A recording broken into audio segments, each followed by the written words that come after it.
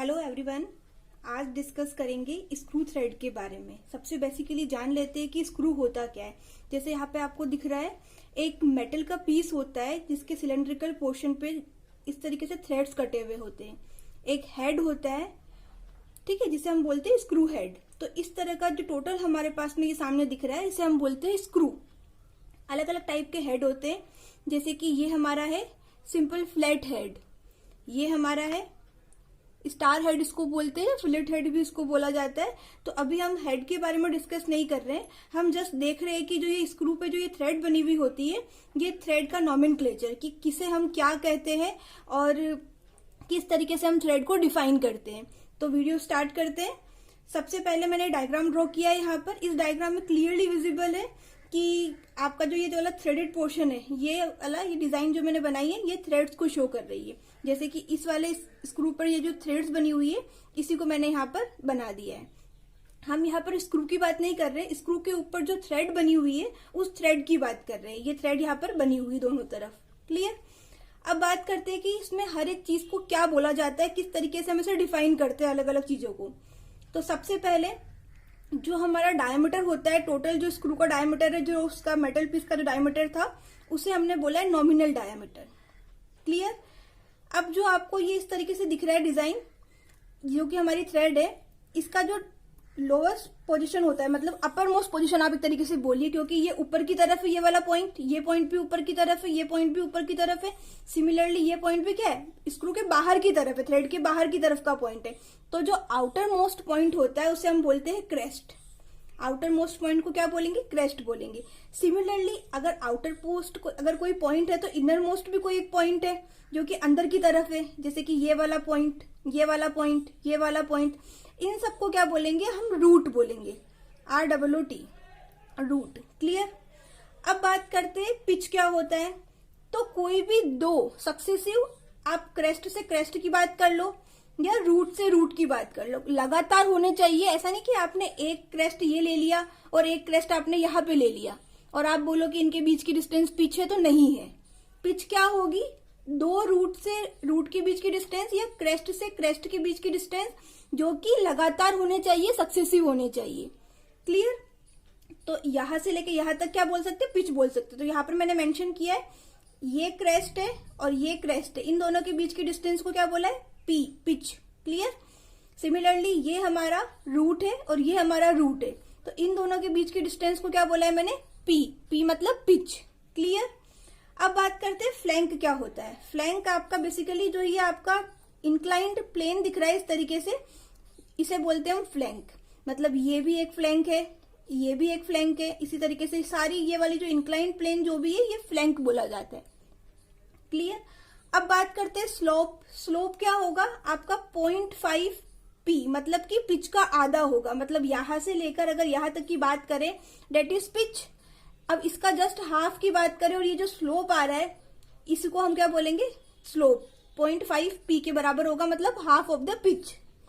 अब बात करें थ्रेड एंगल क्या होता है। तो दो फ्लैंक के बीच का जो एंगल है, ये जो लगातार जो दो फ्लैंक है उनके बीच का जो एंगल है उसे हमने क्या बोला है, थ्रेड एंगल बोला है। आई होप यहां तक क्लियर होगा। ये सेंटर लाइन जो भी है इसे हमने एक्सिस बोल दिया। अब डायमीटर्स की बात करते हैं। जो हमारा क्रेस्ट है, ये वाला भी क्रेस्ट है, ये वाला भी क्रेस्ट है, जो आउटर मोस्ट पोजिशन से जो पॉइंट्स है वहां से लेकर अगर डायमीटर की बात करें तो इसे बोलेंगे मेजर डायमीटर। इसका जस्ट उल्टा अगर इनर मोस्ट पॉइंट जिसे कि हमने रूट बोला है उन दोनों के बीच की डिस्टेंस की बात करें तो उसे बोलेंगे माइनर डायमीटर, क्लियर। अब एक आता है पिच डायमीटर। पिच डायमीटर का मीनिंग क्या होगा कि इन दोनों का मीन, मतलब कि आप ऐसे समझ सकते हो major diameter plus minor diameter upon 2, उसके बीच का जो कहीं ना कहीं यहाँ पे लाई करेगा, जो मैंने ग्रीन पेन से बनाया है इसे हमने बोला है पिच डायमीटर। इसके और इसके बीच का डायमीटर, इसके और इसके बीच में एक लाइन आ रही है और ये जो डायमीटर है इसे हमने बोला है पिच डायमीटर। आई होप यहाँ तक क्लियर हो गया होगा। वाइवा जब होता है तो एक एक चीज के बारे में पूछ लिया जाता है या सीधे सीधा एग्जाम में बनाने को आ जाता है कि थ्रेड नोमेनक्लेचर का ड्रॉ करो। अब सबसे मोस्ट इंपॉर्टेंट बात, ये सब तो बन जाएगा इजीली, इसमें दिक्कत नहीं आएगी। बनाते टाइम आप कोई भी पी यूज कर सकते हो ताकि आपका जो ये पोर्शन है वो सेम बनेगा। मैंने यहाँ पर मेजरमेंट लेकर नहीं बनाया, एक तरीके से फ्री हैंड बनाया है। ऐसे ही बिना मेजरमेंट लिए बस मैंने ड्रॉ कर दिया। आपको वहां पर मेजरमेंट लेना है, आप कोई भी एक सुटेबल पिच ले लो, मतलब पी की वैल्यू आप डिफाइन कर लो कि 10 mm 20 mm, तो क्या होगा आपका ये पूरा पोर्शन जो बनेगा वो एक सिमिलर बनेगा, अच्छे से बनेगा। क्लियर, इतना बन जाएगा, कोई दिक्कत नहीं होगी। अब जो यहाँ पर एक कर्व दिख रहा है, इस तरीके से हम शो करते हैं, ठीक है। तो ये जो शो किया ये फ्री हैंड शो नहीं करना है, इसका भी एक तरीका होता है कि किस तरीके से ये शेप बनेगा। जनरली हम लोग क्या करते हैं, जैसे कि मैंने यहाँ पर फ्री हैंड शो कर दिया है, मैंने खुद ने भी यहाँ पर कोई मेजरमेंट नहीं लिया, जस्ट इस तरीके से किया एंड देन इस तरीके से किया और यहाँ पर मैंने हैचिंग कर दिया। तो जो ये शेप बना है ये मैंने ऐसे ही बनाया है, लेकिन आप लोगों को ऐसे ही नहीं बनाना है। इसके लिए इस तरीके से आपको करना है। ये वाला शेप है, मुझे प्रॉपर कंपास यूज करके सिमेट्री के साथ में मुझे ये बनाना है। तो इसका क्या प्रोसीजर होगा मैं एक्सप्लेन कर देती हूँ, और ये इंपॉर्टेंट है, ये कोई भी नहीं बताएगा और हम लोग सब लोग फ्री हैंड ही ड्रॉ कर देते हैं। स्टूडेंट्स को मैंने 95% स्टूडेंट्स को देखा है जो फ्री हैंड ड्रॉ कर देते, दिमाग ही नहीं लगाते कि क्या हो रहा है। लेकिन जब भी हम इंजीनियरिंग ड्राइंग की बात कर रहे हैं तो इंजीनियरिंग ड्राइंग में कुछ भी फ्री हैंड नहीं होता, हर चीज मेजरमेंट के साथ डायमेंशंस लेकर की जाती है। अब इसको बनाने का प्रोसीजर देख लेते हैं। इस तरह का शेप है, बनाने का तरीका क्या करना है, यहाँ पर भी एक सेंटर लाइन क्रिएट करनी है, यहाँ पर भी एक सेंटर लाइन क्रिएट करनी है, मतलब कि यहां से लेकर यहां तक की जो डिस्टेंस है, ठीक है, जो भी कोई डिस्टेंस होगी उसका हाफ करके जस्ट हाफ पे क्या करना है, एक लाइन ड्रॉ करनी है, जैसे कि मैंने ये रेड पेन से करी है, ठीक है। अब सिमिलरली नीचे वाले पोर्शन में भी एक लाइन ड्रॉ करी है रेड पेन से। आई होप यहाँ तक क्लियर है, कोई दिक्कत नहीं है। टोटल जो भी था वो डायमीटर था, मतलब यहां से लेकर यहां तक की जो डिस्टेंस थी जिसको हम 5 से डिनोट करते हैं, ये हमारा डायमीटर है टोटल, ठीक है। डायमीटर का हाफ कितना हो गया, रेडियस, जिसको मैंने यहाँ पर 8 से शो किया है। क्लियर। अब अगर यहाँ पे देखें तो मैंने आर का भी हाफ किया है, सेंटर पे जो रेड पेन से मैंने लाइन शो करी है वो आर का भी हाफ कर दिया है। अब मैंने यहाँ पे नेम डाल दिया है CDE, ताकि मैं जो बताना चाह रही हूँ वो आप इजीली रिलेट कर पाओ, कंफ्यूजन क्रिएट ना हो।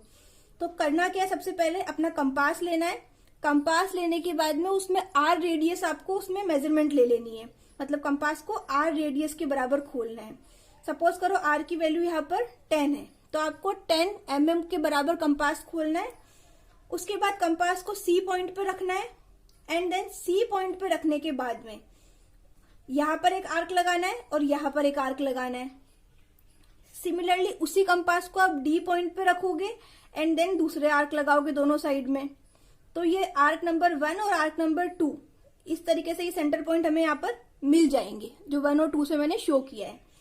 सिमिलरली अगर आगे बात करें, हमें सेम कंपास को C पॉइंट पे रखना है एंड E पॉइंट पे रखना है और हमें ये 2 आर्क बनाने हैं, जिसे मैंने पॉइंट 3 नाम दिया है। यहाँ पर मैंने इजी रहे आपको तो मैंने यहाँ पर मेथड भी लिख दिया है कि पहले हम कंपास लेंगे, उसमें रेडियस R हम डायमेंशन मेजर करके उसको उतना ओपन करेंगे, देन CD पे रखा, मतलब कि इस पॉइंट पे और इस पॉइंट पे रखा और ये वाले आर्क बनाए तो हमें 1 और 2 पॉइंट मिल जाएंगे। देन हमने C और E पे रखा, C और E पॉइंट पे रखा, देन हमने ये वाले आर्क बनाए। यहाँ पर मैंने लिखा है left hand side. Left hand side का मतलब कि मैंने सिर्फ इस तरफ ही आर्क ड्रॉ किया है, इस तरफ नहीं किया है। आप चाहे तो कर सकते हो और ना करो तो कोई दिक्कत नहीं, क्योंकि हमें यहाँ पर कोई शेप बनाना नहीं है इस तरीके से। देन हमने क्या करना है, 1 2 3 पॉइंट मार्क कर दिए। 1 पर आप आर रेडियस का कंपास रखोगे एंड देन उसी आर रेडियस के कंपास को आप इस तरीके से C से लेके D तक या D से लेके C तक आप लेकर जाओगे तो आपका ये वाला आर्क बन जाएगा। सेम आप कंपास को 2 पॉइंट पे रखोगे एंड देन आप C से लेके D की तरफ लेके जाओगे तो आपका ये बन जाएगा। तो इस तरीके से आपके ये सारे शेप बन जाएंगे। 3 पॉइंट पे रख के आप ये वाला आर्क ड्रॉ कर दोगे तो ये इजीली आपका बन गया। ध्यान रखने की चीज ये है कि जब शीट पे बनाओगे तो CDE इस तरह से नेम नहीं डालना है, वहां पर 1 2 3 सब कुछ नहीं करना है। ये जो भी आर्क बनाए हैं आपने, ये सब कुछ काम किससे करना है, 4H पेंसिल से करना है, क्योंकि जो मेरा मेन ऑब्जेक्ट है वो क्या है, ये डायग्राम, ये जो शेप है, तो ये शेप डार्क होना चाहिए। उसके अलावा जो भी आर्क बनाते हो, जो भी कुछ कर रहे हो, वो सब कुछ क्या होना चाहिए, लाइट होना चाहिए।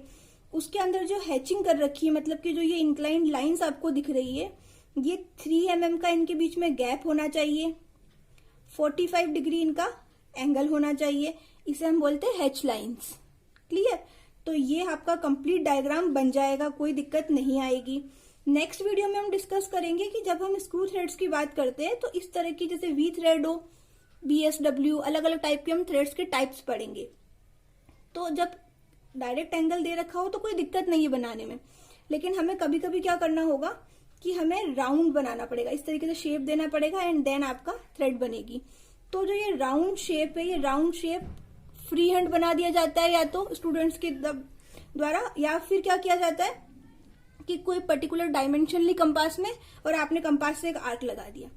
ऐसे नहीं करना है, हर चीज विथ मेजरमेंट और विथ कॉन्सेप्ट से करनी है कि की है तो क्यों करिए, क्योंकि अगर यहाँ पर आप राउंड बना रहे हो तो कंप्लीट एक सर्कल फॉर्म होगा, जबकि आप नॉर्मल आर्क लगा रहे हो तो वो सर्कल क्या होगा, इस तरीके से जाएगा, जो कि गलत है। तो ये सारा कॉन्सेप्ट हम नेक्स्ट वीडियो में देखेंगे। अभी के लिए ये जो नॉमेनक्लेचर था ये समझ में आ गया होगा। कोई डाउट हो तो आप मुझसे कमेंट सेक्शन में पूछ सकते हैं। तो अगर ये वीडियो अच्छी लगी है तो प्लीज वीडियो को लाइक करें, चैनल को सब्सक्राइब करें एंड अपने फ्रेंड्स के साथ शेयर करें इसे। मिलते हैं नेक्स्ट वीडियो में। Till then bye, thank you.